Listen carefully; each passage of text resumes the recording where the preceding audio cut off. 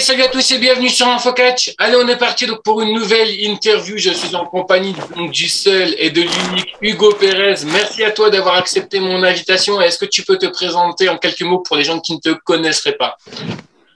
En quelques mots, je suis Hugo Pérez, catcheur professionnel depuis à peu près 14-15 ans maintenant. Je suis un des vieux jeunes, on va dire maintenant, du catch français.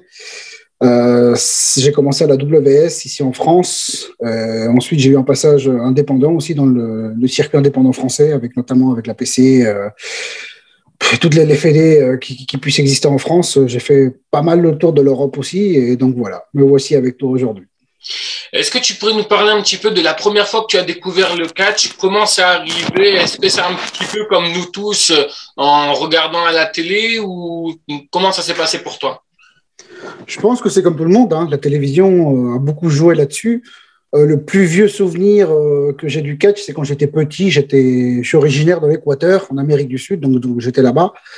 Je suis tombé sur un combat de catch. Je me rappelle, c'était un grand blond qui était sur le ring avec une moustache blonde. Je pense que ça parle à tout le monde, c'était Hulk Hogan. Et donc, je me souviens qu'un autre catcheur qui était masqué tout en noir est arrivé tout d'un coup près du ring et il lui a mis des gros coups de matraque sur les jambes. Et Hogan était tombé, ça l'a blessé. C'est le plus vieux souvenir que j'ai, donc je devais avoir peut-être 5 ans par là. Donc, ça remonte à très loin et ça a commencé comme ça. Donc, c'est les premières images que j'ai. Et ensuite, après, dans mon adolescence, lorsque j'avais à peu près 13-14 ans, je retombe dessus à la télévision. Et ça m'a rappelé tous les souvenirs voilà, de mon enfance, tous les souvenirs que j'avais, des histoires que mes parents me racontaient, parce que mes parents aussi, ils ont connu pas mal ce milieu. Donc, c'est là où voilà, j'ai recommencé à prendre goût à ça en étant plus âgé. Du coup, j'avais connaissance, enfin, en tout cas, j'avais notion de ce qui se passait à la télévision, quoi, de ce que je regardais. Et à partir de là, j'ai pris la décision de le pratiquer et j'ai commencé. J'avais mon premier entraînement, c'était un mois de septembre. C'était le premier mercredi de septembre de l'année 2005. J'ai commencé, je devais avoir 15 ans. Ok. Est-ce que tu as eu un élément déclencheur qui t'a permis de passer en tant que simple fan de catch à catcheur? Quel était pour toi le mot qui t'a dit, voilà, grâce à ça, bah, je vais devenir catcheur? Alors, c'est pas que, enfin, je me suis pas dit grâce à ça, je vais devenir catcheur, mais ce qui a fait que j'ai voulu me lancer là-dedans, c'est tout simplement le fait d'avoir redécouvert ce sport à la télévision, d'être tombé dessus. Tu sais, je changeais de chaîne, j'avais la zapette entre les mains, et puis voilà, je faisais défiler les chaînes, et hop, et je tombe dessus.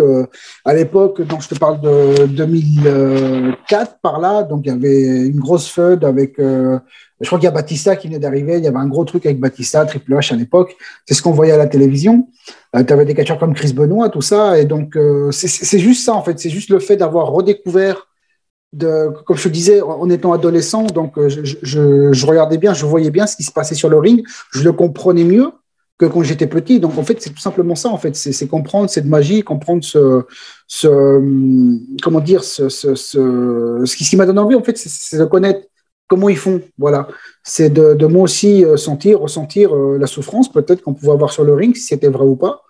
Et en fait, c'est ça qui m'a déclenché tout ça. D'accord. Est-ce que tu pourrais nous parler un petit peu de la réaction de ta famille? Comment ils ont réagi quand tu leur as annoncé que tu voulais devenir catcheur? Est-ce qu'ils l'ont plutôt bien pris? Est-ce qu'ils l'ont mal pris? Est-ce qu'ils t'ont suivi justement dans ça? Ou alors est-ce que c'était un peu compliqué? Comment ça s'est passé pour toi? Ça s'est très bien passé. Très, très, très bien passé. Ils m'ont même encouragé, ils m'ont aidé à trouver une école de catch. À l'époque, tu sais, je te parle de 2005. Donc, Internet, c'est pas l'Internet d'aujourd'hui. C'était compliqué. Les références catch sur Google à l'époque, enfin sur Internet ou sur Lycos va chercher pour les plus vieux, ils vont savoir de quoi je parle. Donc, n'était pas énorme. Il n'y avait pas des masses. Quand tu tapais catch sur Internet, tu allais tomber souvent, en premier, tu tombais sur la ICWA et en deuxième sur la VS. Et je me souviens que je cherchais une école de catch. Et la première que j'ai vue, c'est la ICWA. Donc, j'ai commencé à regarder. Moi, à l'époque, j'habitais en région parisienne, à Paris même, carrément. Et donc, je voyais que c'était dans le Nord. À l'époque, c'était, si je ne dis pas de bêtises, je ne me souviens pas très bien, c'était à Gravelines. Ça me dit un nom comme ça, ou bon, enfin voilà, c'est dans le Nord. Et voilà, à l'époque, mes parents, ils ont vu que j'étais motivé, puis ils m'ont dit, bah écoute, si tu veux, bah, bon, moi, il n'y a pas de problème. Mon père il m'a dit, je te paye le billet de train, tu y vas, il n'y a pas de souci. Et puis là, je commençais à regarder un peu plus en détail, voir ce qu'ils proposent à l'époque. Je dois t'avouer que ça ne m'a pas emballé. C'est pas, je me suis dit, enfin, non, ça ne me parle pas. C'est pas ce qui m'attire. Je trouve pas ça assez vrai, en fait. Et après, je suis tombé sur la VS. Je suis tombé sur à l'époque, la VS mettait quelques combats sur Internet, hein. Déjà, aujourd'hui, on dit qu'elle est old school, alors que je te dis, dès 2006, elle mettait quand même des combats. Tu avais Mark Sabir à l'époque, White Storm, qui était génialissime, hein. White, ça a été un de mes tout premiers professeurs avec M. Jackie, évidemment. Mais bon, donc je tombe sur le site de la VS et là, je regarde, je me rends compte qu'en fait, la VS, elle n'est pas si loin que ça. Elle est en Seine-et-Marne. Et quand j'ai vu ce qu'ils proposaient, l'ABS, les shows qu'ils proposaient, les entraînements, notamment ce match, je me rappelle, avec White Storm, donc Mark Sebir contre Greg Master, je me suis dit, bah merde, c'est ça le genre de catch que je veux faire. Un catch où ça se rentre dedans, c'est sportif. Et surtout, je voyais les salles que l'ABS remplissait, mais c'était bourré à craquer. Je me suis dit, mais c'est là l'endroit où il faut être, en fait. Et mes parents, là-dessus, m'ont soutenu, m'ont tout de suite dit, bah, écoute, pas de problème, c'est pas très loin. Donc, écoute, je t'emmène. Donc, mon père, il m'a emmené au rendez-vous avec M. Jackie. C'était à la Porte Dorée. Je me souviendrai toujours parce qu'on arrive Porte Dorée juste à la sortie du métro. Et là, je vois un petit bonhomme qui arrive avec un grand gaillard à côté de lui. C'était donc M. Jackie avec le catcheur. À l'époque, c'était Tribalus, il s'appelait. Et on commence à parler, puis il me dit, c'est toi le gars qui m'a contacté pour venir. Il me regarde un peu, il fait, ouais, typiquement, t'es pas mal et tout, t'es costaud. Donc, ouais, t'as déjà une bonne présence, c'est bien. Et voilà, c'est comme ça que tout a commencé. Donc, mes parents pour tout ça pour te dire, mes parents ont très bien réagi, ils m'ont soutenu et ils m'ont même emmené au lieu du rendez-vous pour ensuite partir m'entraîner. Ok. Toi qui dans ta présentation nous a dit que tu as connu pas mal de shows, pas mal de fédérations. Est-ce qu'il y a, on va dire, un show ou une structure en particulier qui t'a déçu pour X ou Y raison? Est-ce que, par exemple, je sais pas, moi, tu t'es déjà fait arnaquer? Parce que je sais qu'il y a beaucoup de catcheurs qui sont passés par cette chaîne, qui m'ont dit qu'ils se sont fait arnaquer par des promoteurs, des choses comme ça. Est-ce que toi, ça t'est déjà arrivé, des choses comme ça, arnaquées par des promoteurs, pas être payé exactement? Ça m'est arrivé. Alors, vraiment, pour dire arnaquer, pour utiliser le mot arnaque, c'est arrivé une fois en Italie. D'accord. Une fois en Italie, en catch en Italie, et j'ai pas eu la totalité en fait. J'ai pas reçu la totalité de ce que je vais avoir. J'ai reçu qu'une partie des déplacements. Je te parle de ça date au moins d'il y a 7-8 ans à peu près.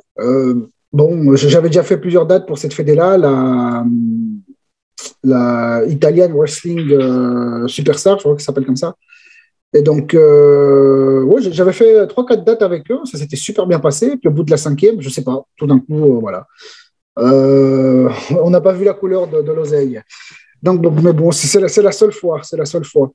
Après, il y a eu en France, il y a eu une fédé où il y a eu peut-être une incompréhension. Enfin, on va dire c'était.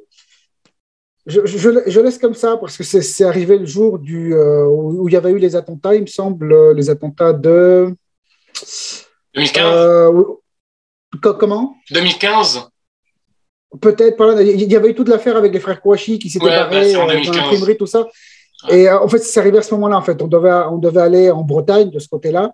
Et enfin voilà, quoi. Il y a eu toute une histoire. Enfin, bref. En France, c'est le seul moment où j'ai pas eu les choses comme il fallait. Mais bon, voilà. Je sais pas ce qu'il y a eu. Voilà, à ce moment-là d'attentats. Tout d'un coup, les choses se sont annulées à la minute où les attentats ont été annoncés. Tout ça. Enfin, voilà, quoi. Mais bon. Mais vraiment, si on veut employer le mot arnaquer, ça s'est passé en Italie. D'accord. Justement, est-ce que tu pourrais nous parler un petit peu de ton personnage? Comment est ton personnage sur le ring? Est-ce que tu es plutôt quelqu'un d'assez heel ou assez face? Et si tu dois changer quelque chose dans ton personnage, que ce soit positivement ou négativement, qu'est-ce que tu dois changer pour toi et pourquoi? Je vais pas dire que je suis assez heel ou assez face. En général, je suis toujours très agressif dans ce que je fais. Je suis assez brutal. Après, c'est le public qui décide s'il m'applaudit ou s'il va me huer. Je cherche pas forcément à me faire huer. Donc, ça, tu sais, J'ai fait un combat il y a quelques mois contre deux jeunes.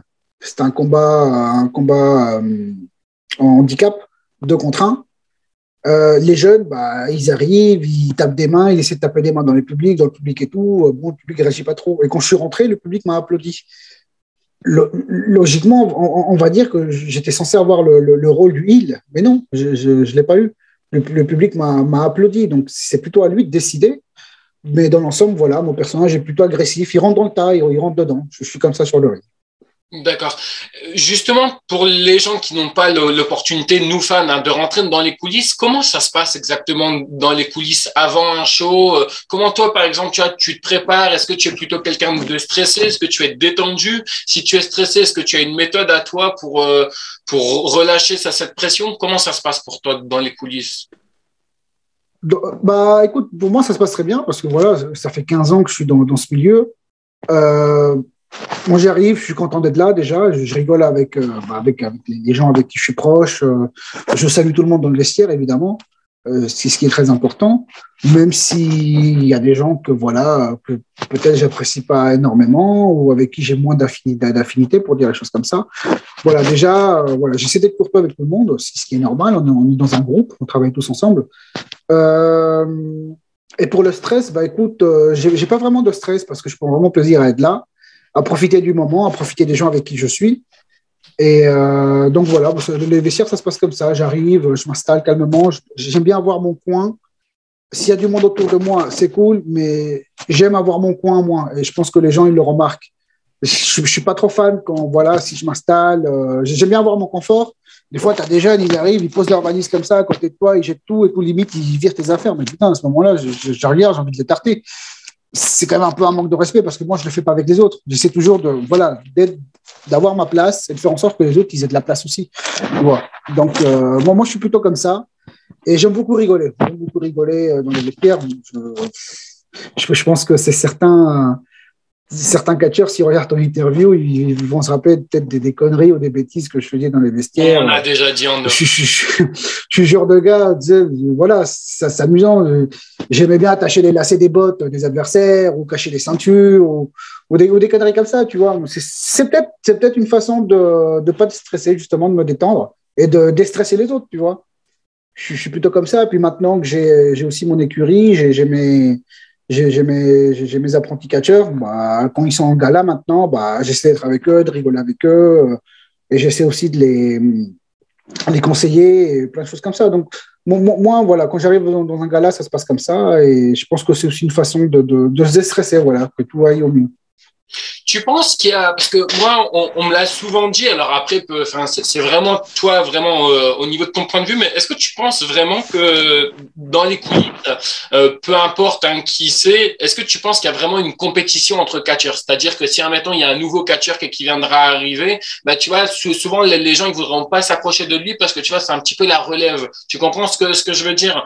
Est-ce que tu penses qu'il y a ce genre de choses, en fait, au niveau, dans les coulisses? Bah souvent non, moi je vais dire du mal de cette personne parce qu'en fait finalement elle a un très bon talent et moi personnellement bah tu vois elle peut m'éjecter entre guillemets, je veux dire, tu vois, de la fédération parce qu'elle est meilleure que moi. Est-ce qu'il y a déjà des collants comme ça ou? Oui, ça existe, hein. C'est comme partout, hein. C'est comme dans le milieu professionnel, enfin dans une entreprise, c'est partout comme ça. Mais d'expérience, enfin, j'ai vécu aussi pendant un moment ça dans ma jeunesse de catcheur. Je sais que pendant un moment, enfin, pour l'avoir vécu dans les vestiaires à la VS à l'époque, c'était assez dur parce que déjà, comment dire, la VS, en fait, elle avait quand même le plus, enfin, elle l'a toujours, mais elle avait un calendrier de dates énorme. On faisait 250 dates par an. Tu te rends compte de ce que c'est 250 combats, enfin, galas par an. Donc, comment dire, on devait vraiment être au diapason là-bas, tu vois. C'était strict dans le sens où, avec autant de dates, fallait que nous, on soit au top. Fallait qu'on soit au top. Et du coup, dans les vestiaires, c'est vrai que ça faisait certaines frictions. Et il y avait des gars, voilà, on voulait être meilleur que l'autre. Mais moi, par contre, c'était dans un bon sens. Enfin, je voulais être meilleur que l'autre dans le sens où je voulais faire les meilleures chutes, je voulais faire les meilleures sorties de ring, je voulais faire les meilleures prises. Et dans cet aspect-là. Mais c'est vrai qu'il y en a certains où voilà, ça leur montait à la tête et ils se croyaient meilleurs tout court que les autres, tu vois, meilleurs dans tout, meilleure personne, meilleur, voilà. Et ça, des fois, c'est pas très marrant quand t'es dans un groupe, tu sais. Et mais ça existe toujours, voilà. Même dans le circuit indépendant, c'est vrai que j'ai vu pas mal de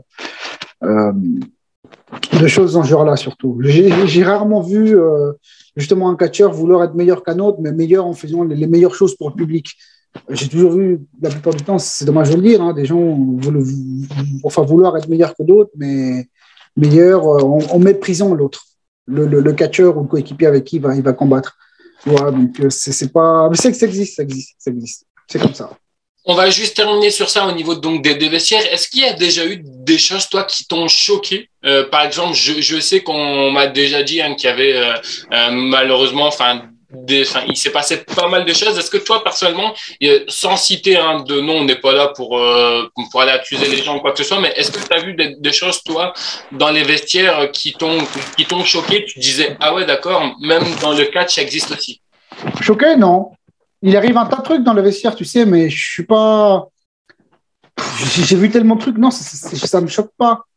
Et ça m'étonne pas que ça arrive, parce que comme je te le dis, souvent, enfin voilà, ça monte à la tête au mec, la reconnaissance du public, tout ça, ça monte à la tête. Et des fois, voilà, il y a des frictions, c'est comme ça, bah voilà, c'est comme dans la vie de tous les jours. Hein. Moi, je suis pas du genre à voir, enfin, j'ai déjà vu des bastons dans les vestiaires, des choses comme ça. Honnêtement, je m'en fous royalement, ça me choque pas. Ça arrive, et puis bon, bah, on est entre mecs, hein, c'est comme ça, des fois, on se chauffe. C'est comme ça, je vais pas être là à pleurnicher après, faire un hashtag sur Internet. Je suis pas de cette génération-là, c'est pas mon truc, tu vois. Si j'entends un mot de travers ou je ne sais quoi, je vais pas m'offusquer, me victimiser sur Internet. C'est pas mon truc. Donc, non, il y a des choses qui arrivent, ouais.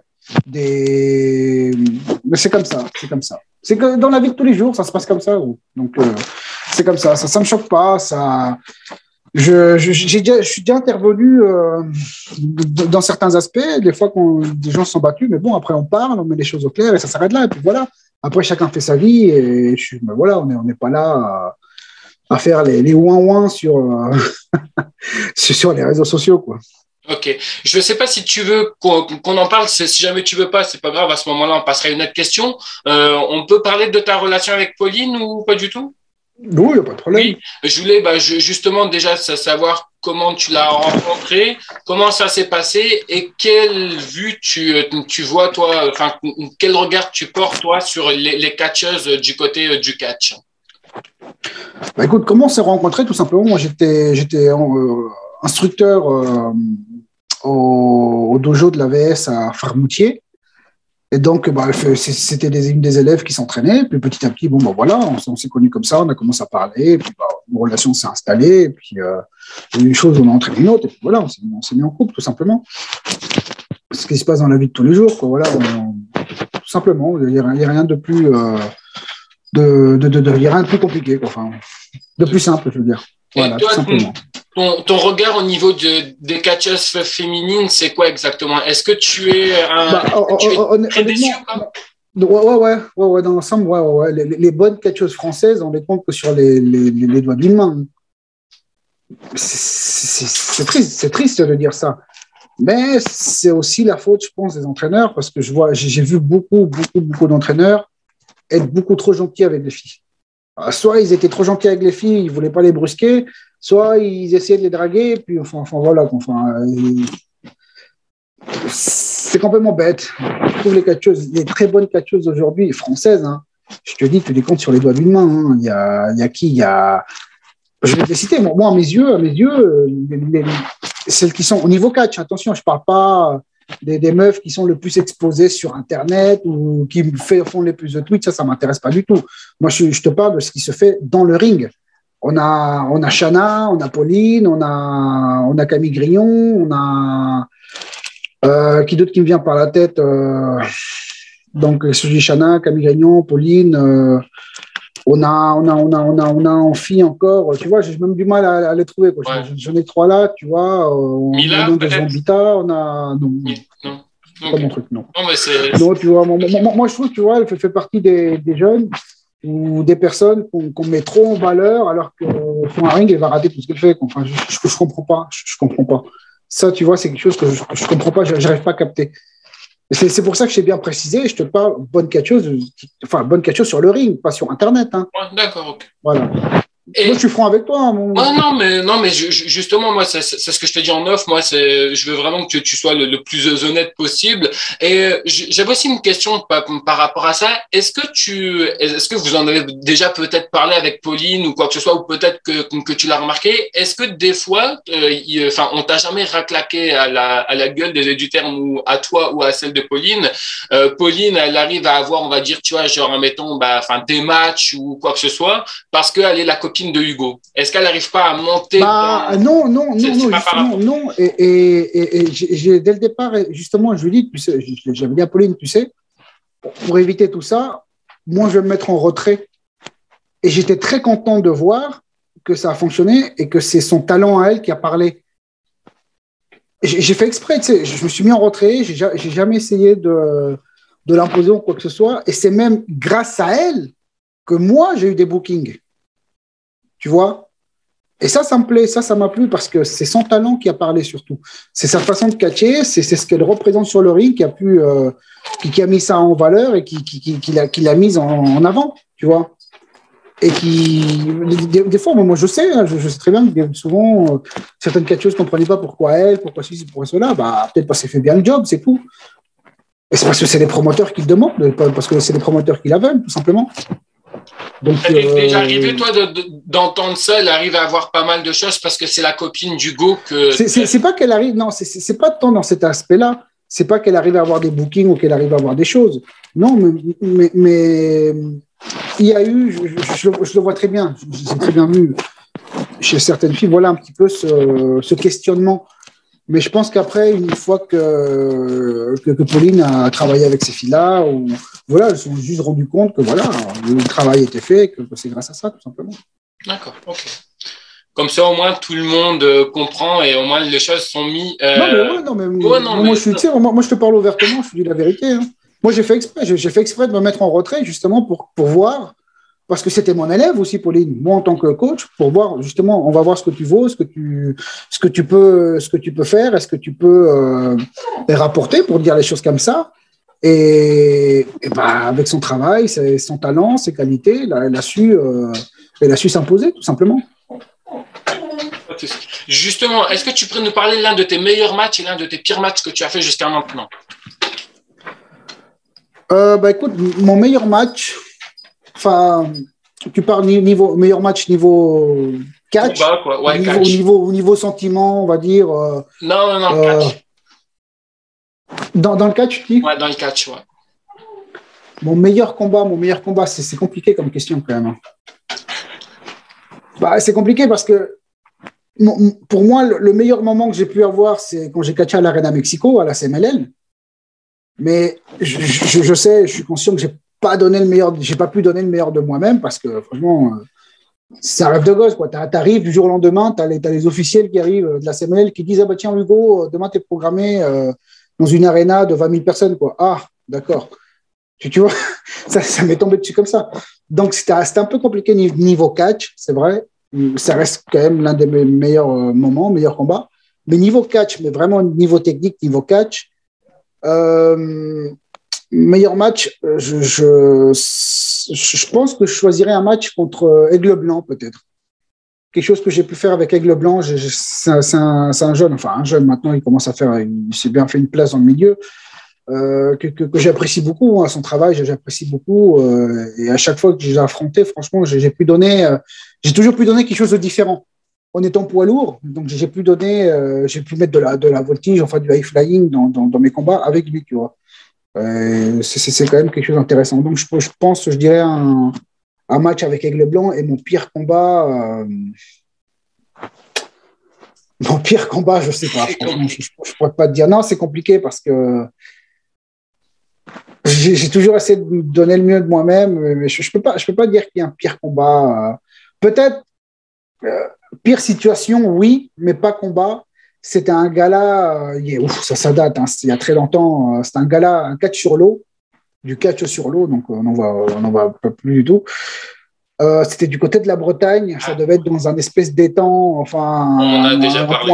un point d'eau comme ça de la ville. Mais c'était incroyable parce que le gala, il commençait peut-être à 15 heures. On était arrivé à midi sur les lieux. Et dès qu'on était arrivé, il pleuvait à torrent, il pleuvait à torrent, il pleuvait à torrent. C'était infernal. Moi, je priais pour que le gala soit annulé parce que je n'avais pas envie de catcher. C'était un dimanche. Hein. On s'était tapé déjà des kilomètres et des kilomètres le vendredi et le samedi. On avait catché vendredi, samedi déjà. Et il pleuvait, il faisait pas beau. Je vois sur quoi était posé le ring. C'est un étang, un point d'eau comme ça, dégueulasse. Je me suis dit, oh là là, non, c'est pas la peine. Et je me suis dit, bon, je suis confiant. Le gala va être annulé vu comme il pleut, tout ça. Franchement, je sais pas ce qu'il y a eu, mais le gala commence à 15h. À 14h59, plus de nuages, un beau soleil, mais c'est quoi cette affaire? Comme par hasard. Hein. Ouais, bah, et puis voilà, le ring était dur comme de la pierre, l'eau, elle puait la vase, c'était affreux. Voilà. Je pense que c'est ça mon pire combat, on va dire. Mon pire moment du catch. Justement, est-ce que tu pourrais nous dire quelle personne dans le circuit indépendant qui est peut-être encore là aujourd'hui ou plus là, qui a pu te donner de très bons conseils pour la suite de ton parcours? Est-ce que tu as déjà reçu des conseils de peut-être, je sais pas moi, du côté de la VS ou autre que tu as été, des gens qui t'ont donné des conseils, qui te disent là Hugo, fais attention par rapport à ça parce que ça peut t'arriver, enfin qui t'ont correctement orienté, ou alors désolé du terme, mais des connards qui t'ont poignardé dans le dos, quoi. Non, bah écoute, moi, au niveau des conseils, mes coachs, tout simplement, Monsieur Jackie, Flèche d'Ordonne, d'autres catcheurs d'expérience comme Prince Zephy, voilà, ils m'ont toujours donné des bons conseils. Il y a plein de catcheurs, on va dire, avec beaucoup plus d'années que moi dans le catch, qui m'ont toujours conseillé, de qui j'ai toujours appris pas mal de choses. Il y a Nitro de la CMLL, hein, qui vient souvent en France, hein, qui vient faire les stages à l'APC.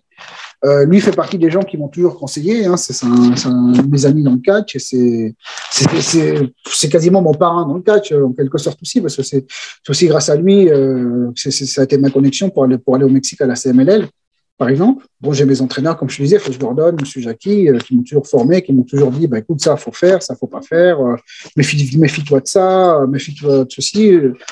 Prince Zephy aussi, même si ça a été un grand adversaire pour moi, parce que souvent, on s'est rentré dans la gueule, mais ça reste quand même un catcheur qui a plus d'expérience que moi et plus ancien que moi. Donc, c'est toujours aussi son rôle à lui de peut-être conseiller ceux qui sont après lui, tu vois, les jeunes, comme moi qui suis arrivé en 2005. Et non, c'est toujours bien passé. Après, dans le circuit indépendant, c'est plutôt moi qui a toujours donné les conseils parce que comme je te le disais, je commence à être un vieux jeune ou un jeune vieux. Voilà. J'ai commencé mon premier combat de catch, c'était courant de l'année 2006. Tu vois, je me suis entraîné une bonne année, 8 mois, 9 mois. Au bout de 10e mois, je crois, j'ai fait mon premier combat. Donc, j'ai quand même pas mal d'expérience maintenant dans ce milieu. C'est moi qui donne les conseils, c'est moi qui fait des stages, qui propose des stages. Et donc, voilà. À part ces personnes-là, je ne vois pas qui d'autre. Je ne vois pas. Tu te vois encore très longtemps, toi, dans le catch, que ça soit catcher ou juste coacher des gens? Oui, je pense quand même. Oui, c'est ce que je sais faire de mieux, on va dire. Dans ma vie privée, j'ai eu d'autres activités. Hein. J'ai été chef d'entreprise, j'ai fait plein de trucs, mais c'est vrai que le catch, c'est totalement différent. C'est vraiment mon truc. C'est là, je pense, où j'excelle le plus. Donc voilà, oui, mais je pense quand même, rester un moment, ne serait-ce qu'à entraîner les gars, aux conseiller. Ouais. On va être honnête, t'es vraiment une belle bête, t'es costaud. Justement, est-ce que tu peux… je suis une belle bête, on me le dit souvent. J'étais à la foire il n'y a pas très longtemps, on me l'a dit, putain, une belle bête. Justement, est-ce que tu pourrais nous parler un petit peu de tes entraînements? Comment tu t'entraînes, toi, personnellement, au quotidien? Écoute, j'essaie toujours d'être ce que je suis et de ressembler à quoi je ressemble, pour dire ça comme ça. C'est tout bête. Donc, mes entraînements vont forcément aller de pair, quoi. Donc, je travaille pas mal en musculation. C'est vrai que j'utilise beaucoup le système de la force athlétique, hein, ou des strongman aussi, pour ceux à qui ça parle. Euh, donc là-dessus, c'est des entraînements, c'est tous les jours, hein, tout simplement, hein. C'est du lundi au vendredi, la muscu. Voilà. Après, tout simplement, je module pour les repos, pour les choses comme ça. Voilà, ça va pas être des entraînements épuisants non plus toute la semaine. Sinon, niveau catch, je pourrais pas non plus tenir. Et à côté de ça, j'ai mes entraînements de catch avec mes jeunes, hein, à peu près, oui, c'est 3 fois par semaine aussi. Donc, ça se remplit comme ça, ma semaine. Donc, c'est des entraînements où je vais pas mal m'entraîner avec eux, chuter avec eux, faire des mouvements. Les mouvements d'agilité, je vais essayer de les faire aussi parce que c'est quand même important dans ce milieu. Même si je suis en poids lourd, c'est un peu ma marque de fabrique, hein. Je suis le poids lourd qui voltige presque. Donc, il faut que je garde ça, même si maintenant, je commence à prendre de la bouteille pour dire les choses comme ça. Je fais moins de choses, mais le peu que je fais, que j'essaie de placer sur le ring, j'essaie voilà, que ça soit bien. Je fais en sorte que ça soit bien et que ça soit original. Voilà, donc mes entraînements, ça consiste à ça. Donc, travailler pas mal de souplesse, d'agilité niveau catch et quand même garder cet aspect fort, balèze, avec la musculation. Ok. Si tu as des enfants ou si tu comptes avoir des enfants, est-ce que tu les autoriseras à faire du catch? Si oui, à quelles conditions? Sinon, pourquoi? Oui, bien sûr, ils peuvent très bien le pratiquer. Moi, on m'a bien encouragé à le faire. On m'a bien soutenu pour le faire. Donc, je ne vois pas pourquoi je vais fermer des portes aux autres. Et donc, oui, si mes enfants, si j'en ai un jour, ils veulent le pratiquer, pas de problème. Je serai là pour les appuyer, puis les soutenir et faire en sorte de leur donner aussi des opportunités. Et je pense que la condition, ça serait juste d'avoir à côté un emploi stable, tout simplement. Je pense que c'est quelque chose de très précieux aujourd'hui, parce que le catch, bon, voilà, le catch, tu te casses la jambe au bout de ton premier combat, tu fais quoi après? Enfin, on ne sait jamais. Donc, il faut avoir toujours une assurance derrière. Tu as un âge toi, en particulier que tu préfères avoir? Parce qu'on sait, malheureusement, on va être honnête entre nous, je pense que beaucoup de monde le savent. Tout le monde peut ouvrir une structure de catch. Même moi, demain, je peux en ouvrir une. Je peux accueillir n'importe qui, faire n'importe quoi. Est-ce que toi, tu as un âge, enfin, tu conseilles un âge en particulier pour commencer à faire le catch? Alors, pour s'entraîner, parce que là, tu me parles d'ouverture de club. Non, pour s'entraîner, ce sont deux choses différentes.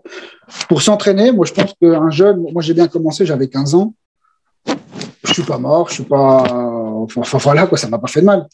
Donc, moi, je pense qu'à partir de 15 ans, c'est un bel âge parce que tu es en pleine forme, tu comprends un peu plus les choses. Et tout simplement, tu peux être un peu plus. Comment dire? Tu peux durer un peu plus dans le temps dans le milieu du catch, si tu veux vraiment faire des combats et arriver à faire quelque chose. Et après, pour ouvrir un club, parce que tu m'as posé, enfin, c'est une question différente, en fait, c'est pas une question d'âge, hein. Pour ouvrir un club, c'est surtout une question d'expérience. Donc, c'est pas du tout la même chose, parce que c'est vrai qu'il y a un paquet de monde qui ouvre des assos sans s'y connaître, quoi. Enfin, voilà, quoi. Mais pour commencer le catch, 15 ans, 15-16 ans, c'est très bien. Avant, c'est bien aussi d'avoir une petite expérience, enfin pas qu'une petite expérience, une expérience dans le sport de combat, hein, peut-être la lutte libre, le gréco-romaine, le judo, le karaté, c'est pas mal, c'est des atouts. Ok. Justement, est-ce que tu as un petit message aux gens qui nous regardent et qui veulent suivre ta voie? Quel conseil tu pourrais donner, toi, à ces personnes-là? Et puis, pour rassurer aussi les parents, parce que souvent, les parents ils sont un petit peu inquiets de ce que font leurs enfants au niveau du sport, surtout en plus au niveau du catch. C'est vrai que si tu compares le catch, quand tu regardes genre sur AB1 ou quoi que ce soit, c'est vraiment... Enfin, c'est même pas, c'est vraiment, c'est dangereux, mais toi, avec tes propres mots à toi, qu'est-ce que tu peux dire pour rassurer aux parents et puis justement pour donner des conseils aux enfants qui veulent suivre ton parcours? Déjà, les parents, faut pas qu'ils se voilent la face, en fait. Il faut qu'ils comprennent dès le départ que le catch est dangereux, le catch a fait mal. Et voilà, il faut être conscient de ça. Tout doit commencer par les parents déjà. Parce que quand tu as les parents qui disent « Ah bah non, c'est chiqué, ah bah non, ils se font pas mal », les enfants à côté, ils vont refaire la même chose chez eux parce que papa et maman, ils ont dit que c'était pas vrai, que ça faisait pas mal. Mais au final, on se retrouve avec des gosses qui se blessent, voilà, qui se butent, enfin qui se tuent, enfin bref. Donc déjà, les parents eux-mêmes doivent se rendre compte que ça reste un sport de combat. C'est comme les arts martiaux, simplement. C'est quelque chose qui peut être dangereux. Et pour cela, il faut aller voir des bonnes personnes, des personnes d'expérience, des personnes qui savent ce qu'elles font et qui encadrent bien les enfants surtout. Moi, je remarque qu'en France, il y a un grand manque de personnes sachant vraiment encadrer, de personnes qui n'ont pas vraiment de pédagogie, parce que la pédagogie, c'est pas tout le monde qui l'a. Et ça s'apprend pas forcément, la pédagogie. C'est bien de catcher, c'est bien d'avoir quelques années de catch dans les pattes, mais si tu n'as pas de pédagogie, tu ne sais pas transmettre, ça ne sert à rien d'avoir une école, quoi. Donc, je pense que c'est une recherche. Comme moi, je l'ai fait à mes débuts, j'ai cherché, j'ai regardé où je devais aller, j'étais conscient de ce qui pouvait être bien pour moi, ce qui pouvait être mal pour moi. C'est comme ça que je suis tombé à l'AVS avec un bon entraîneur, de bonnes personnes qui m'ont encadré. Puis, moi, je pense que les parents, ils doivent faire la même chose. Se renseigner surtout. Pas juste voir, ah bah tiens, j'ai vu sur Internet qu'il a 50 likes sur sa photo, ah bah ça doit être quelqu'un de bien. Non, ça ne se passe pas comme ça. Moi, j'encourage les parents à assister aux entraînements le plus possible, de voir au moins le premier mois, voir comment leurs enfants sont encadrés, puis à partir de là, bah, décider s'ils les laissent dans les clubs qu'ils auront choisis ou s'ils changent de club, tout simplement. Et donc, Mais qu'ils n'hésitent pas. Comment ? Non, je disais justement aux enfants, est-ce que tu aurais un petit conseil à leur donner? Enfin, je dis aux enfants. Puis non, moi je parle des jeunes. Ouais, les enfants, non, moi je parle des jeunes. Je dis enfants parce que c'est vrai que la plupart du temps, on peut commencer à 15 ans, on est mineur. Donc voilà, on est un jeune. Donc moi je dis aux jeunes tout simplement, foncez. Si c'est votre plaisir, si vous aimez vraiment ça, n'hésitez pas à le tenter. C'est pas pour ça que vous allez forcément devenir catcheur. Faut aussi être conscient de ce qu'on fait et puis se rendre compte si ça vaut le coup. Mais essayez, ça coûte rien. Essayez, et comme ça, vous verrez bien. Est-ce que toi, tu as déjà, malheureusement, enfin, on va être honnête, tu vois, il y en a aujourd'hui, ils se prennent un peu pour le John Cena du futur, alors qu'ils ne seront jamais John Cena et tout. Est-ce que toi, ça t'est déjà arrivé d'avoir un élève comme ça, et finalement, donc tu vois, enfin, je veux dire, tu ne lui as pas dit méchamment, mais entre guillemets, tu lui as fait comprendre que aux États-Unis ou quoi que ce soit, c'est vraiment mort, tu vois, parce que c'est vrai que c'est compliqué, hein, pour aller à la WWE et tout, c'est pas ouvert à tout le monde. Est-ce que ça non, jamais, parce que c'est pas, même si je me rends compte que la personne elle a des difficultés. Ma mentalité est la suivante. Bon, je vais jamais refuser quelqu'un parce que il est sourd et muet, parce que il est, j'en sais rien, parce qu'il est autiste, parce qu'il est. C'est pas mon problème. Déjà, si le médecin il a autorisé à venir, c'est qu'il est capable d'être là, il est capable d'essayer.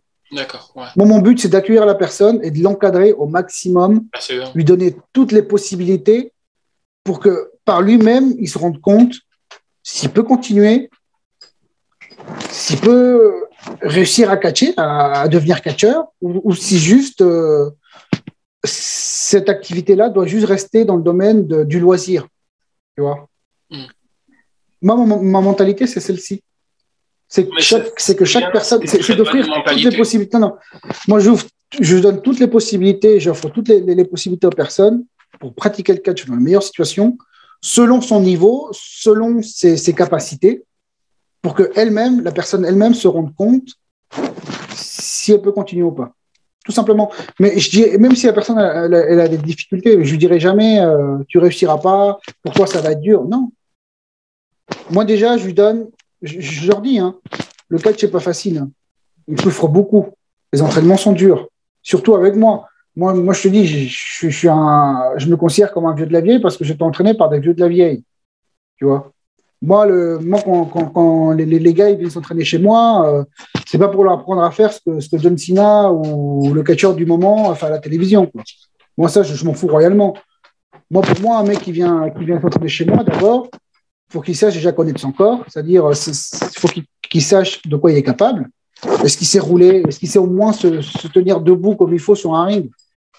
Même des fois, je vois des catcheurs actuellement, des mecs qui catchent, ils ne savent même pas se tenir sur un ring. C'est incroyable.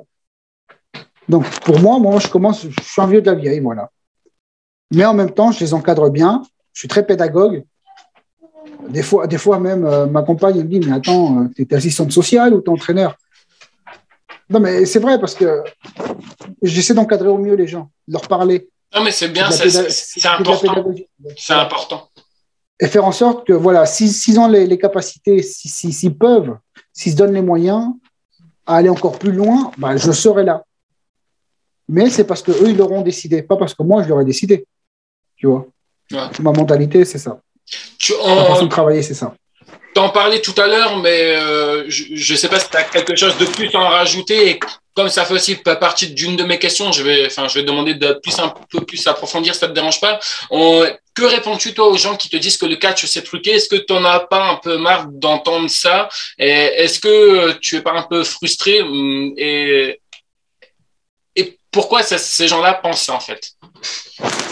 Non, je ne suis pas frustré que les gens ils pensent ça. Les gens, ils pensent ce qu'ils veulent. Hein. Tu sais, après, c'est mon devoir. Après, si la personne, ça intéresse, lui démontrer pourquoi c'est pas chiqué, pourquoi on se fait pas, enfin, pourquoi on se fait mal, pourquoi, voilà. Ça me dérange pas du tout. Les gens, ils peuvent penser ce qu'ils veulent. Et pourquoi les gens, ils arrivent à penser ça? Bah, tout simplement parce qu'il y a des trous du cul, des abrutis, qui malheureusement sont des abrutis. Enfin, des fois, c'est les catcheurs eux-mêmes. C'est des hypocrites.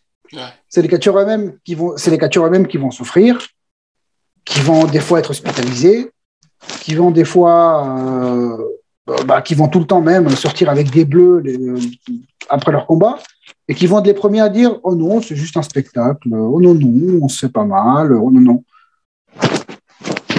Voilà. Tout simplement pour avoir déjà connu, toi, l'attention sur eux. Des gens comme ça? Tu en as déjà connu des gens comme ça? Oui, bien sûr. Ouais. Ça te choque? Ouais. Par contre, ça, ouais. Quand c'est les catcheurs eux-mêmes, quand c'est les gens du milieu eux-mêmes qui font ça, ouais, ça me donne des ulcères. Enfin, ça m'énerve beaucoup. Parce que je suis le premier à souffrir sur un ring. Je suis le premier à me déglinguer le corps à la muscu, aux entraînements, pour donner un super combat, un super spectacle sportif, une performance sportive pour souffrir sur un ring, pour qu'après, tu as un trou de balle qui dise « Oh non, non, c'est pas mal. » Voilà. Non, c'est incroyable. Et c'est les catcheurs eux-mêmes, c'est des gens comme ça, eux-mêmes, qui détruisent le milieu dans lequel on est. Tout simplement parce qu'ils sont fans, je ne sais pas, peut-être un certain commentateur ou un certain catcheur ou promoteur qui va faire la même chose sur Internet. Et parce que Monsieur Tartampion a fait comme ça, bah, eux aussi vont faire comme ça. Mais ils ne peuvent pas, tu sais, comme on dit, tourner cette fois sa langue dans sa bouche avant de dire une connerie, bah, ils ne savent pas. Et le problème, c'est ça, c'est qu'il y en a un paquet aujourd'hui de ça. T'es choqué, toi, des gens qui reproduisent un peu le catch chez eux, qui ne sont pas du tout catcheurs et qui font des millions et des millions de vues sur YouTube? On en voit beaucoup, par exemple, dans les piscines, à la mer. Ouais, non, ça me dérange pas. Donc, chacun fait ce qu'il veut. Hein, c'est amusant, voilà, c'est une piscine, c'est comme ça, ils ne se prennent pas au sérieux. Voilà, c'est tout, c'est juste ça. Par contre, ce qui m'énerve, moi, vraiment, c'est quand tu t'entraînes pour catcher, tu souffres sur un ring, mais tu fais tout ça pour faire la même chose que le mec à la télévision. Tu n'es pas capable d'être original. Ça me gave. Ouais. Ça me gave et je trouve ça dommage. Et je trouve ça même dommage que les entraîneurs d'aujourd'hui, ce qu'ils apprennent aux nouveaux d'aujourd'hui, c'est ça, c'est à faire ce qu'il y a à la télévision. Voilà. Et ça, je trouve ça dommage. Parce que tu regardes un gala de catch, tu vois le premier combat, bah, le premier combat, il va ressembler au deuxième combat, qui va ressembler au troisième combat, qui va ressembler au quatrième combat et qui va même ressembler au main event. Donc, ça sert à quoi de payer une place pour aller voir la même chose? En fait, des gars faire la même chose, proposer la même chose. Dans ce cas-là, moi, je reste chez moi, j'allume la télé, c'est gratuit. Hein. Et c'est encore mieux parce que les mecs, au moins, ils ont plus de gueule, ils sont plus bodybuildés, ils envoient encore plus du lourd, tu as tout un show mis en place et tout. Enfin, voilà, c'est complètement absurde. Ça, par contre, tu vois, ça, je trouve ça complètement con. J'arrête pas de dire des gros mots, ça se trouve. J'espère que ta vidéo, elle va pas sauter de YouTube. Non, t'inquiète, il n'y a pas de souci. Non, t'inquiète. Il n'y a pas de filtre de fragile, non, ça va. T'inquiète. Voilà, tu vois, moi, par contre, ça me donne des ulcères. Donc, moi, j'ai envie, moi, en tant qu'entraîneur, tu vois, j'ai envie d'offrir quelque chose de différent à mes jeunes. S'ils veulent faire comme à la télévision, pas de problème. Mais d'abord qu'ils sachent vraiment ce que c'est de catcher, ce que c'est de chuter, ce que c'est de placer une vraie prise, maintenir une prise, se dégager d'une prise. En gros, on oublie souvent que le catch, à la base, c'est un sport de combat quand même. C'est un vrai sport de combat. C'est un art martial. Et ça, on l'oublie. Et moi, c'est ça que je veux enseigner. C'est la mentalité que j'ai eue pour qu'après, quand les jeunes ils voudront faire comme à la télévision, les prises à la télé, ils aient une vraie base solide pour faire tout ça après. tu vois. Juste pour terminer sur ça, après j'ai encore quelques questions. Justement, est-ce que toi, tu ferais ça ou pas du tout? Est-ce que tu t'interdirais à faire ce match-là si tu sens que ton adversaire n'est pas du tout apte à t'affronter, tu vois, même si on sait qu'il catch sur, tu vois, qu'il a catché sur plusieurs circuits, mais si toi tu penses que franchement, c'est pas une question qui n'a pas ton niveau, mais pour toi, tu vois, enfin, il n'a pas le niveau d'un catcheur, est-ce que tu refuserais le combat ou pas du tout? Plus ou moins. Enfin, pas totalement dans cet aspect-là. Et je l'ai fait pour moi-même aussi. Hein. En Belgique, je sais que j'aurais dû être contre Joey Legend en Belgique. C'était dans les plans du promoteur. Et le promoteur, il m'appelle, il me demande tiens, Hugo, j'aimerais bien placer un match, je crois que c'était une qualif ou carrément un match de championnat pour sa promotion en Belgique contre Joey Legend. Joe, c'est un super catcheur. Voilà, il a je ne sais pas combien d'années dans le circuit. Ces matchs, en plus, ils sont super longs en général. Mais c'est bien, attention, c'est très bien. Mais à ce moment-là, moi, j'estimais que je n'avais pas la forme à ce moment-là et je n'avais pas la capacité d'affronter Joey Legend. Tu vois. Et donc, j'ai dit au promoteur, écoute, le booking, ok, pas de problème, je suis là. Mais pour ton match contre Joey Legend, je pourrais pas. J'estime pas que je pourrais assumer. Tu vois. Ça, je le fais pour moi. Ça arrive. Parce que j'ai aussi envie que le promoteur puisse offrir le meilleur au public. Et c'est aussi mon rôle. Je ne veux pas. Moi, j'ai pas d'ego. Enfin, comme ça, tu vois, je vais pas me dire, Joey Legend, un match de championnat. Ok, je dis oui tout de suite parce que voilà, je vais me la péter après, tout, je vais faire mon combat. Non. Si je vois que ça va pas être bon pour le public et pour le promoteur, je préfère me mettre en retrait et dire non, mets plutôt tel catcheur, mets plutôt un tel, lui il sera bon, il a la condition en ce moment et tout, vas-y, ok. Mais par contre, pour mon adversaire à moi, tu sais que je m'occupe aussi souvent d'aider pour les bookings, pour les savoir qui affronte qui. Pareil, il y a des fois, si je vois qu'un tel catcheur est peut-être, je dis n'importe quoi, hein, si un tel catcheur est plus est plus technique, il aime beaucoup plus les matchs de soumission, je ne vais pas le mettre dans un match hardcore, par exemple, tu vois. Tu vois ce que je veux dire? Là-dessus, ouais. Donc là-dessus, oui, je vais plutôt dire non, tiens, un tel, mets-le, on va plutôt le mettre dans un autre match, ou on va plutôt le mettre contre un autre, ou des choses comme ça, tu vois. Ok. Donc, voilà, c'est plutôt comme ça. Mais je ne vais jamais dénigrer la personne en disant non, il n'est pas au niveau, ou je ne veux pas l'affronter, tu vois. Non. Voilà. On sait qu'aujourd'hui, c'est malheureusement compliqué de gagner sa vie avec le catch. Justement, quel métier fais-tu en dehors du catch et quels sont tes projets, toi, pour le futur? Moi, j'ai mon école, je suis coach. Le coach? Je suis coach tant sur le catch que coach sportif. Donc voilà, je suis toujours dans ce milieu-là. Voilà, ça me permet d'allier les deux. Et voilà, donc c'est ma vie, c'est comme ça. Tu as des projets pour le futur? Des projets pour le futur, bah écoute, continuer à faire mes entraînements, j'espère, parce qu'en ce moment, avec la pandémie, c'est vraiment un bordel pas possible. Ouais. Tu sais, je peux faire des projets, le mois prochain, des procédures pour avoir, je sais pas, 20 nouveaux inscrits au club. Si le mois prochain, le gouvernement nous pond un nouveau confinement, voilà, ça sert à rien. Donc pour l'instant, je continue de faire ce que je peux faire. Donc c'est le sport, c'est le catch.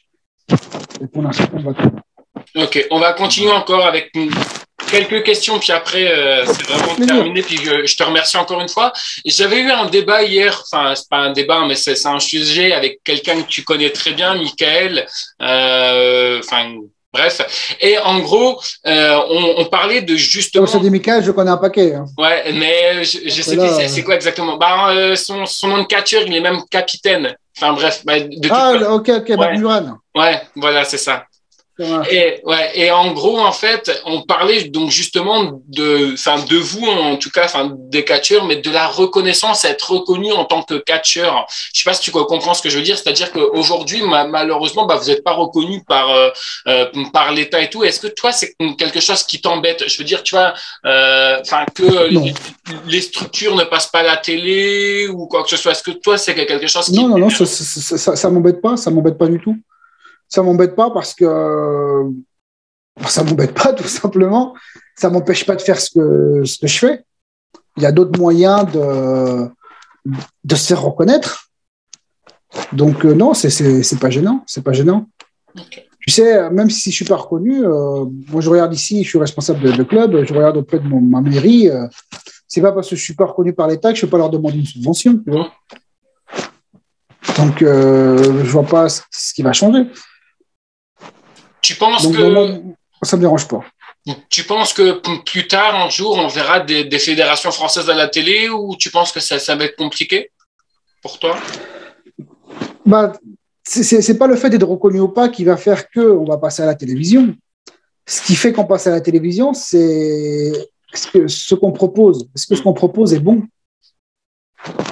C'est ça. Est-ce que demain, il y aura une fédé qui va proposer quelque chose de bon? Quelque chose qui va plaire au public français? Je dis bien au public français, pas juste aux fans WWE en France. Parce que si tu veux juste faire un produit pour les fans de catch WWE en France, tu vas te casser la gueule, excuse-moi de dire ça comme ça. Tu n'auras jamais de monde. Donc, il faut vraiment qu'il y ait une fédé, il faut qu'il y ait quelque chose qui fasse que ça attire un large public. Voilà. Moi, je pense que jusqu'à maintenant, moi, je pense que je vais parler de l'AVS parce que je me dis, au fil du temps, voilà, moi, c'est un constat que j'ai fait. On a beau dire, ouais, c'est old school, je sais pas quoi, je sais même pas pourquoi on dit que c'est old school, mais je pense qu'aujourd'hui, la seule fédé en France qui propose véritablement un produit qui va toucher un large public, c'est l'AVS. Parce qu'à l'AVS, tu n'as pas que des fans de catch, tu as aussi des gens qui veulent juste aller voir un spectacle différent du cinéma, du cirque, je sais pas, ou juste aller au resto, tu vois. Des gens qui veulent juste passer une bonne soirée, ils se disent, tiens, on va voir du catch. Et comme ils l'ont vu une fois, ils savent que c'est un bon produit, ça leur parle, ils passent un bon moment et ils reviennent. Donc, moi, je ne pense pas que le produit imitant ou se référant au catch américain soit vraiment ce qui fonctionne en France. Ça serait le cas, je pense que toutes les autres fédés en France feraient un paquet de galas par an et ce n'est pas le cas. Je pense que ce produit-là ne touche qu'une partie du public qui aime le catch ou qui veut assister à un spectacle différent. Donc moi, je pense que le jour où on saura peut-être allier ça, donc la mentalité VS avec peut-être la mentalité publicité, par contre, ouais, peut-être des réseaux sociaux, tout ça d'aujourd'hui, peut-être que ça ferait quelque chose de bon et qui fera que le catch sera revu à la télévision. Parce que ça parle au public français. Okay. J'ai une question bonus. Ok, je te donne une baguette magique là maintenant. On dit que tu es à la WWE. Quel catcheur souhaiterais-tu affronter si tu avais la possibilité d'affronter un catcheur qui est passé par la WWE ou non et qui est mort ou vivant? Ouais, la VV, putain. C'est dur. C'est dur. Je pense à Eddie Guerrero. Eddie Guerrero. Ouais. Ça t'a touché, toi, sa mort? Je me régalerai. Comment? Ça t'a touché, toi, sa mort? Non. Je suis pas très comme ça. Tu sais, à chaque fois qu'il y a un catcheur qui décède ou quoi que ce soit, tu me verras jamais mettre un message sur les réseaux. Tu ne verras jamais. Certes, c'est triste quand quelqu'un décède, hein, mais bon, la personne, je la connais pas. C'est pas comme si quelqu'un de ma famille était décédé, quoi. Et même comme ça, je reste assez pudique. Tu sais, j'ai eu des décès dans ma famille il y a quelques années. J'ai jamais mis de post sur Internet. Truc, t'es parti, machin, c'est ma vie privée. Ouais. Ce sentiment-là, c'est ma vie privée. Est-ce que tu as un catcheur ou une catcheuse, toi, qui, ça peut être dans le domaine français, il n'y a pas de souci, qui t'inspire le plus, qui te dit, ah putain, ce gars-là, franchement, j'adore ce qu'il fait, j'adore comment il travaille? C'est deux choses différentes. Hein. Attention, qui m'inspire et dont j'aime le travail, c'est deux choses différentes. Tu peux nous parler des deux, il n'y a pas de souci. J'aime beaucoup, franchement, j'aime beaucoup, j'ai redécouvert Jack Spade, je trouve qu'on ne le voit pas assez. Les derniers combats qu'il a fait, franchement, Jack, je me régale.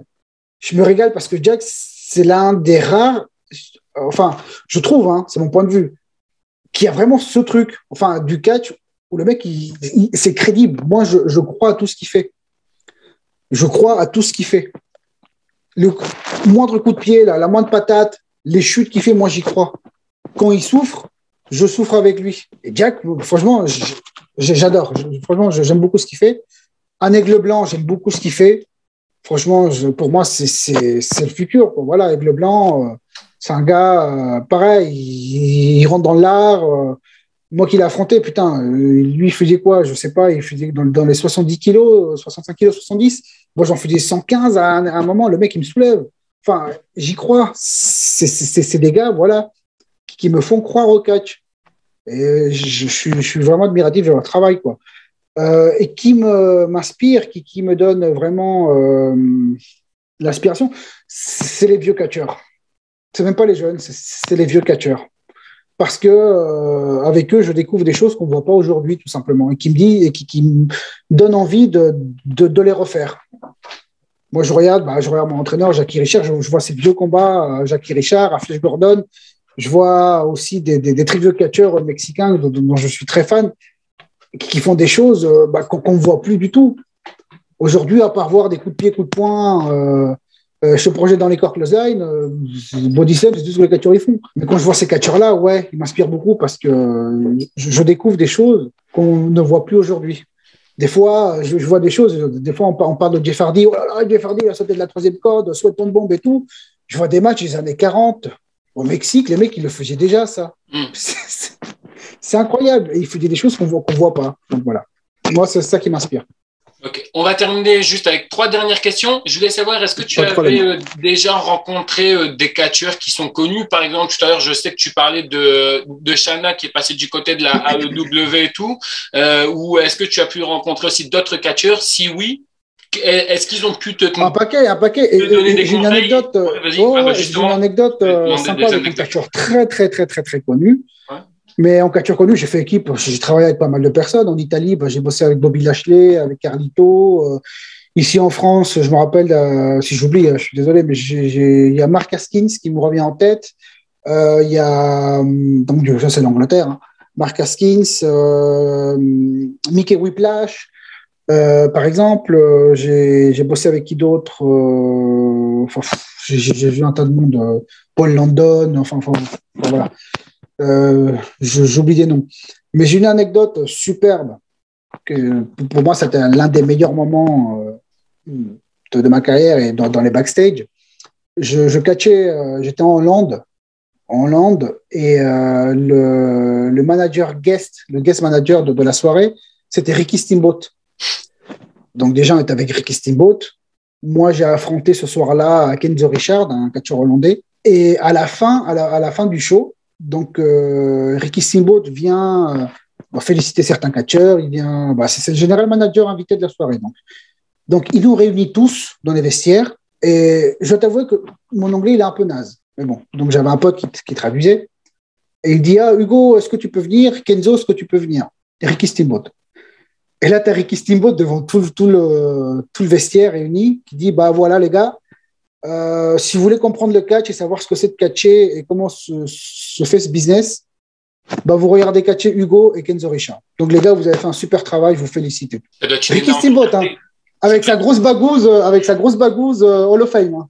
Ça doit être une énorme fierté d'entendre ça, franchement. Ouais, j'étais vraiment content. Ouais, j'étais vraiment content. Très, très, très, très content. Ouais. J'étais fier, ouais. Je me suis dit, putain, là, voilà. Là, j'ai comment dire, j'ai la confirmation que ce que je fais peut plaire et bien. Je l'avais déjà, mais je l'avais au niveau de mes propres coachs, tu vois, avec M. Jackie, avec Flèche. Ils m'ont toujours dit que ce que je faisais était très bien et que je répondais à leurs attentes et tout. Mais là, quand quelqu'un d'étranger, tu vois, quand un étranger, quelqu'un qui connaît aussi le catch mondial, est quand même un catcheur de renommée mondiale, enfin, les jambes du catch, quoi. Ricky Steamboat, il vient, il te félicite devant tout le monde. Je me dis, bon, voilà, c'est gagné. Je peux mourir tranquille, c'est bon. Le plus tard possible, on espère. Ouais, le plus tard possible. On va terminer donc juste avec 2 dernières questions. Est-ce que tu pourrais nous parler l'un des matchs qui t'a le plus marqué du côté de la WWE ou du côté d'une autre fédération que tu as plus suivi, et un match qui t'a le plus déçu, peut-être quand tu étais jeune ou autre? Les matchs qui me marquent le plus, c'est quand même du côté du Mexique. Moi, je suis très fan de ce qui se fait au Mexique, plutôt au côté de la CMLL, hein, parce qu'ils sont plutôt, comme je te disais tout à l'heure, bon, moi, je suis plus fan du catch où ça se rentre dedans, où c'est beaucoup plus crédible que juste le côté spectacle, comme à la AAA au Mexique. C'est pas trop mon truc. Mais les matchs qui m'ont le plus marqué, c'est ceux qui datent des années 2007 à la CMLL. C'était des matchs avec Dr Wagner et des matchs avec Mystico à l'époque.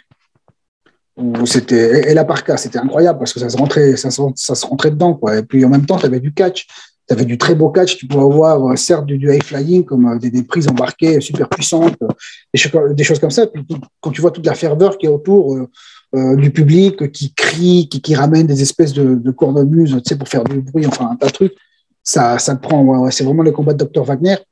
Et l'autre question, c'était donc les combats le match qui t'a le plus déçu. Écoute, ça doit être un match VVE, je pense. Il y en a plein, ouais. Ouais, je me rappelle même plus. Je sais que ça devait être pendant un WrestleMania. Je sais même plus, pour te dire, tu vois. Je me suis dit, tiens, je suis resté éveillé aussi tard pour ça. Donc voilà. Je me rappelle même plus c'était quel match. Hormis, alors là c'est pour la dernière question, hormis ce que tu parlais tout à l'heure, hein, donc justement le catch sur l'eau, est-ce qu'il y a eu un endroit où tu as le plus aimé catcher, une ville en particulier, et une autre ville qui t'a le plus déçu? Tu poses des questions compliquées, toi. Hein. Non, mais je plaisante. Non, mais après le catch sur l'eau, c'était spécifiquement dans la ville où on avait catché. Hein. C'est parce que du catch sur l'eau, on a fait en piscine, des choses comme ça. C'était marrant. Quoi. Enfin, voilà. C'était cool. Du coup, c'est quoi que tu m'avais dit? La ville, c'est ça? Où j'ai détesté catcher? La ville ou l'endroit qui t'a le plus déçu, où tu as été catché, et puis une ville ou un endroit qui t'a le plus, où tu as le plus aimé? C'est vraiment compliqué. Hein. C'est vraiment compliqué. Écoute, je pense que ce sera Mexico. La ville la plus cool, ce qui m'a le plus plu, Mexico. Parce que c'est vraiment un monde à part, quoi. C'est un autre univers, quoi. Donc, au Mexico, rien que pour le dépaysement, l'aréna elle-même, ce que ça représente et tout, les locaux, tout, c'est incroyable, quoi. Donc, le Mexico, meilleur moment. Et le pire, le plus naze, putain, c'est. Je pense que ça sera là, ce fameux gala sur l'eau en Bretagne, dans un coin perdu de la France. Je ne sais même plus le nom de la ville pour te dire, parce que ça s'est passé il y a tellement longtemps. Mais ça devait être là, voilà. Je pense que c'était ça. Même si je me marre maintenant, si je raconte cette histoire à mes élèves et qu'on se marre, mais sur le coup, c'était vraiment, vraiment pas drôle, quoi. Je me doute. En tout cas, je te remercie beaucoup pour cette interview. Je vais juste te la laisser la conclure avec si tu as des réseaux sociaux où les gens peuvent te retrouver. Par exemple, je ne sais pas si tu peux parler de ton école, où elle est située, ouais. Si jamais il y en a. En tout cas, c'est vraiment ta promo. Puis moi, je te remercie beaucoup d'avoir accepté mon invitation. Merci pour ton intérêt en tout cas. Et puis pour les gens qui veulent me suivre sur les réseaux sociaux, je suis sur Instagram, sur Facebook. Donc c'est @Arriba Hugo Pérez. Donc vous me trouverez comme ça. Pour mon club de catch, donc je suis à Romilly-sur-Seine, à pas confondre avec Rumilly. Hein, ça c'est près de Lyon. Ça c'est l'Aya Catch. Non, c'est Romilly-sur-Seine. Et on est aussi sur les réseaux sociaux en tant que Romilly Catch Club. Donc, sur Instagram et sur Facebook. Vous nous trouverez comme ça. Donc, vous êtes les bienvenus. On vous accueille dès 14 ans, garçons ou filles. Donc, c'est ouvert à tout le monde. Vous venez faire un essai, on vous l'offre. Et puis après, vous voyez si vous vous inscrivez. Pour éviter que les gens se trompent, ça ne te dérange pas de m'envoyer les liens. Comme ça, moi, je mets tout dans la description. Ça sera beaucoup plus facile. Pas de problème. On fera ça. On voit ça. En tout cas, j'espère que cette interview vous aura plu. J'espère que vous aurez pu apprendre un peu plus sur Hugo. Puis, moi, je vous dis à plus tard. Bye tout le monde. Salut.